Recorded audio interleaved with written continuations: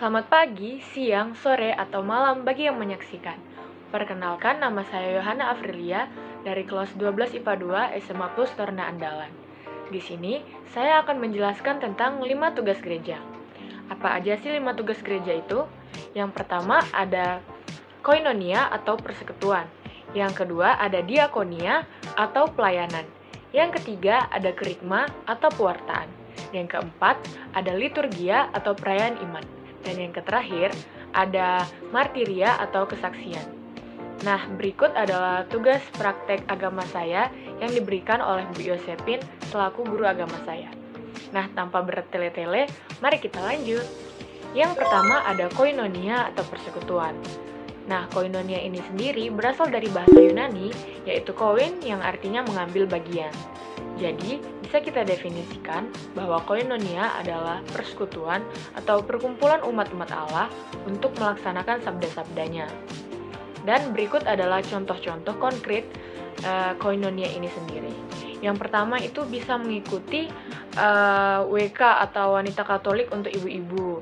Kalau misalnya kita yang remaja ini bisa mengikuti OMK atau orang muda Katolik. Bisa juga mengikuti kelompok Mazmur, kelompok lektor, ataupun kelompok Legio Maria yang ada di gereja. Selanjutnya yang kedua ada diakonia atau pelayanan. Nah, diakonia ini juga berasal dari bahasa Yunani, yaitu diakon yang artinya melayani. Jadi bisa kita definisikan, diakonia ini adalah segala bentuk pelayanan kepada Tuhan. Nah, contoh konkret yang bisa kita lakukan sebagai pelajar yaitu pertama, mengikuti dan menjadi misinar. Yang kedua, bisa mengikuti mazmur, maksudnya itu kita yang bermazmur di gereja.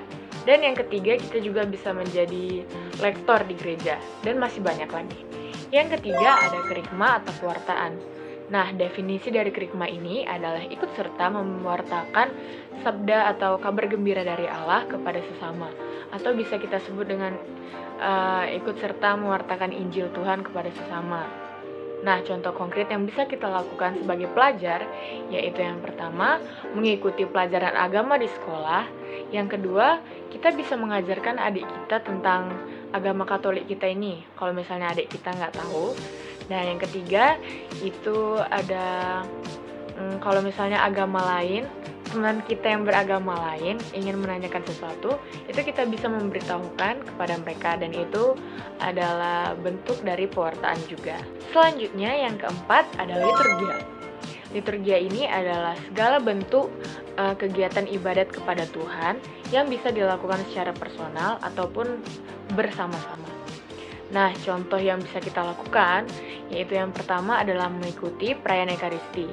Iya, mengikuti perayaan Ekaristi ini adalah contoh kegiatan yang bisa dilakukan oleh semua umat Katolik tanpa batasan umur. Yang kedua itu bisa mengikuti ibadat lingkungan. Seperti saya itu lingkungan Santo Ignatius yang biasanya ibadatnya dilaksanakan setiap Jumat ataupun Kamis. Nah, yang ketiga, kita bisa mengikuti ibadat mingguan OMK ataupun BIR. Yang terakhir ada martiria ataupun kesaksian. Nah, definisi dari martiria ini sendiri ialah ikut serta dalam kesaksian Tuhan Yesus bagi dunia. Dan hal yang bisa kita wujudkan sebagai pelajar yaitu yang pertama ialah berani memperjuangkan ketidakadilan lingkungan sekitar kita, di lingkungan gereja ataupun di lingkungan sekolah. Dan yang kedua mungkin bisa membantu orang miskin yang terlantar di sekitar kita. Yang ketiga bisa menolong orang lain tanpa mengharapkan imbalan. Dan sebenarnya masih banyak lagi. Mungkin kita tidak bisa menjadi martir-martir sebelumnya yang rela mati, tapi kita bisa melakukan hal-hal yang kecil di sekitar kita. Oke, sekian penjelasan yang bisa saya berikan tentang 5 tugas gereja atau 5 pilar pokok gereja. Dan semoga itu bisa membantu untuk teman-teman sekalian. Dan semoga kita semua bisa menjadi umat beriman yang bisa menjadi garam dan terang dunia bagi sekitar kita. Saya Yohana Afrilia, pamit undur diri. Tuhan Yesus memberkati. Terima kasih.